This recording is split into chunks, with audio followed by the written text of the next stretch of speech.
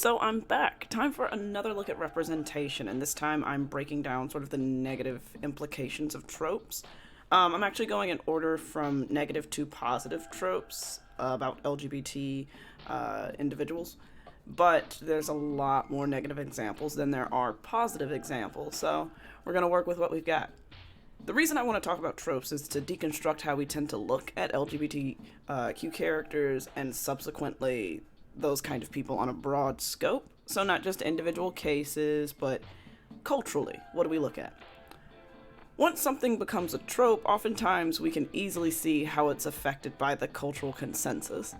And what a lot of people forget is it's sort of got a little chicken and egg relationship with media. I mean, how much does media affect the culture and how much does culture affect media? Which came first? It's kind of an impossible question. So when I took this trip down the trope lane, I found quite a few, categorized them under negative, neutral, and positive. I picked the ones that were the most prevalent, and dealt with characters that were explicitly LGBT or heavily coded as LGBT.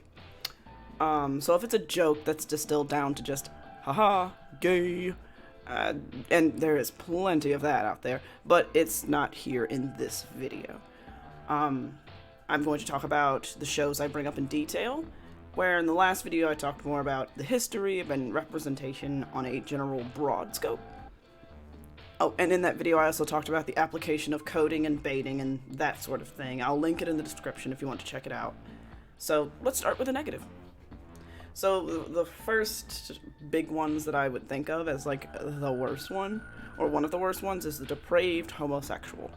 Now, the trope of depraved homosexual doesn't really need that much explanation, but I would like to mention that for a character beat to be a villain is not enough for the depraved homosexual moniker.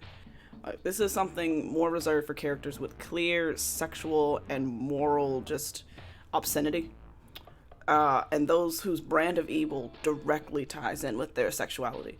For example, rape threats, fetishes that involved harming another, things like that. Now, the depraved homosexual is something you find primarily in adult cartoons. I find this personally to be the most problematic trope with the most negative baggage. A couple of notable characters I can think of are John Herbert, also known as Herbert the Pervert, and Herbert/Janet J. Garrison, and man, I'd really hate to be named Herb right now. So, Herbert the Pervert was the character introduced in Family Guy in Season 3, the episode To Love and Die in Dixie, where he tries to lure Chris into his home, and from that episode and nearly every one of his appearances involve him trying to draw in Chris. He consistently displays an attraction to Chris, and on one occasion Stewie throughout the series, and his antics are played for laughs, and he's generally regarded as a popular character among fans of the show. The other example is the Mr./Mrs. Garrison, and this is a whole nother monster. And to be honest, it's hard to critique individual characters of South Park because of the nature of the show itself. Individually, when you look at a character like Mr. Garrison, you can't help but be kind of appalled. But within the universe of South Park, his depravity is kind of commonplace. Not only commonplace, but it's expected to a degree. Anything different is the subversion. You could easily look at the episode Worldwide Recorder Concert, where he laments that his father didn't molest him, and as an outsider looking into the show, you'd be shocked. But something like that is kind of par for the course in the show.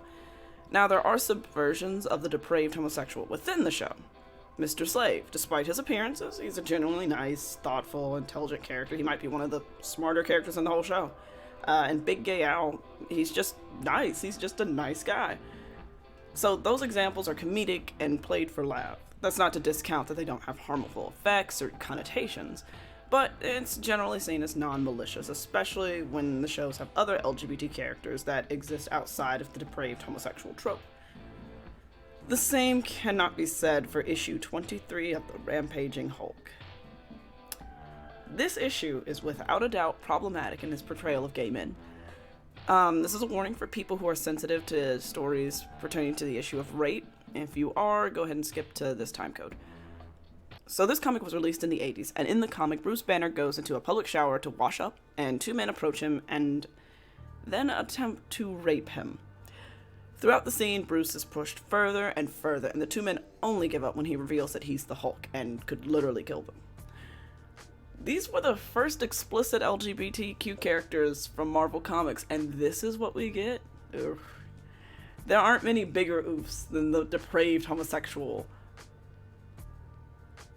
This is one of the biggest things that places the depraved homosexual as one of the worst tropes I see.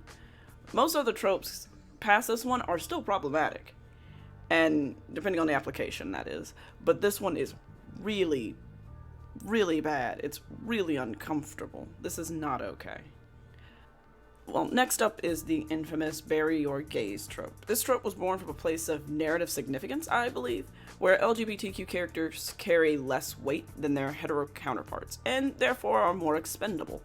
Similar things happen to black characters and other minorities.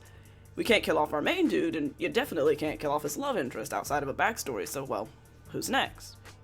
Eventually, you see that this is a trend that constantly shows up due to the fact that many minority characters are often peripheral to the main storyline, and they just kind of end up first on the chopping block.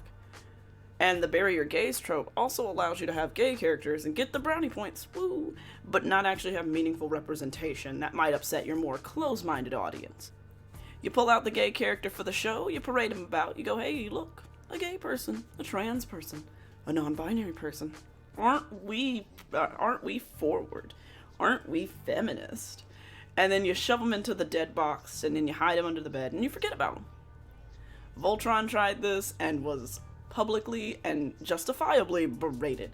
I spoke about this in my previous video in more detail if you want to hear about that. Now, when I talk about the bury your gays trope, I'm not saying that minority characters should be immortal. That's idiotic.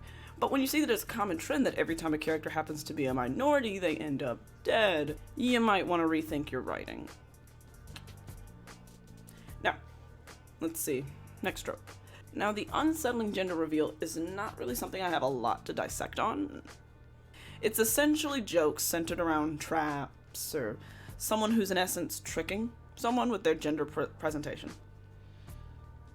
Episodes that come to mind are the SpongeBob episode, That's No Lady, where Patrick dresses as a woman and is doted on by the men in Bikini Bottom, who are then horrified to reveal that it was Patrick.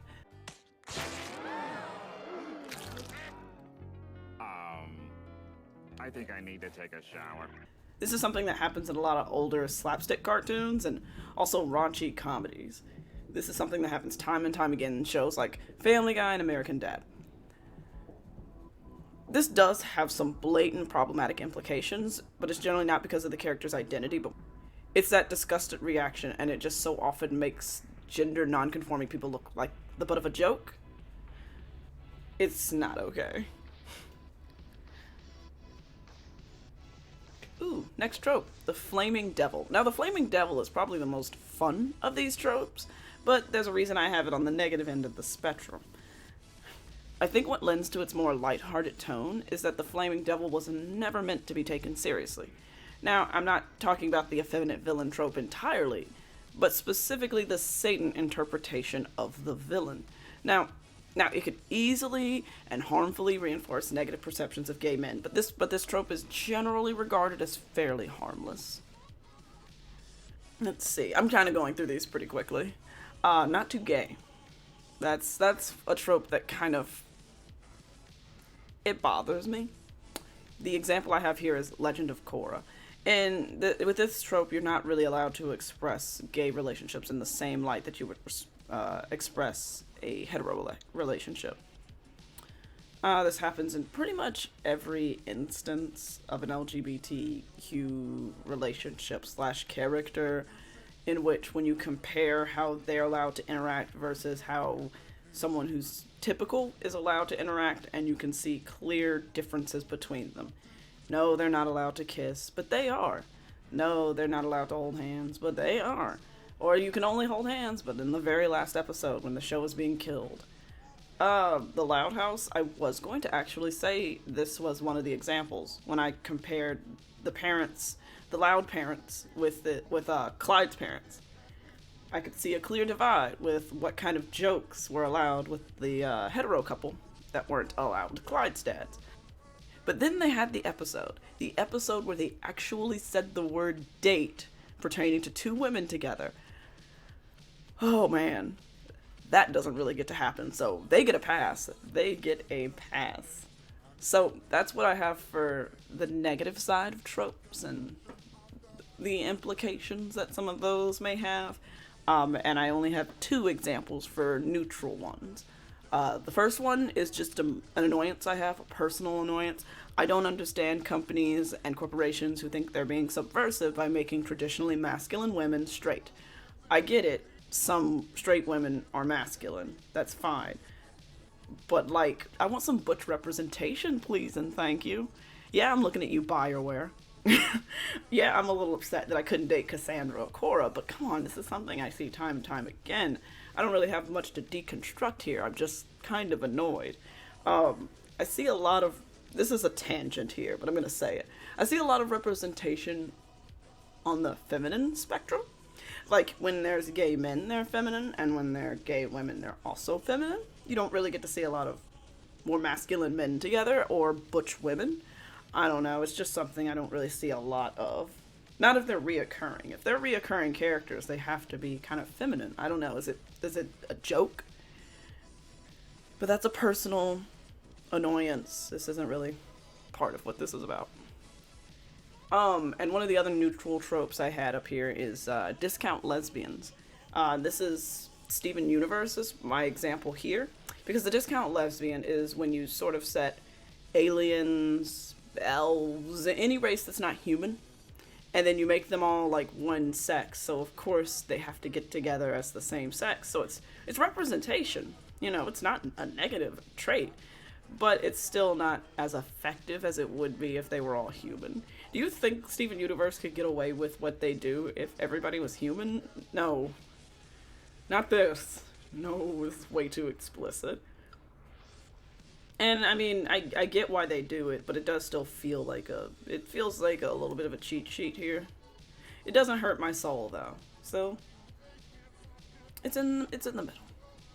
So there was only one positive LGBTQ trope I could think of, that I could find, that I could see that was prevalent enough to be, you know, worth talking about, and that is the gay Aesop. And to be honest, I mean, as positive as it is, it's not really effective representation. It's a feel good, be nice to others message, and to be honest, these characters usually do not exist outside of that kind of episode. They show up, the character usually does not like them, has to figure out a way to like them, and then that's the end of the episode. Be nice to others. Treat others with respect. Other people aren't as different as you think. It's the same thing regurgitated again and again. The episode I had here for the example was Homer's phobia, in which Homer meets a man and they hit it off, but then Homer finds out that he is gay, and he's terrified that Bart's gonna become gay, and he acts childish, you know, Homer things. Eventually, the gay man does save Homer's life, and that gets Homer to turn around, and they even make a joke that, hey, now if just every gay person saved your life, you'd be set. You know, it's kind of, it's good, but isn't really effective. I don't know. It's very. I guess I'm kind of bitter about it. Like, why don't we get real characters? We get to be like morals of the story. No thanks. I want to have a real character somewhere. But as we go on, we devolve away from these tropes, and I get to see more and more examples of fleshed out characters who are more than just one two-dimensional or even just one-dimensional aspect. And we actually get to see characters grow and exist as an LGBTQ character. This is a positive trend, and I do love to see it, and I would hope that it continues in earnest. So let's set sail into the next video.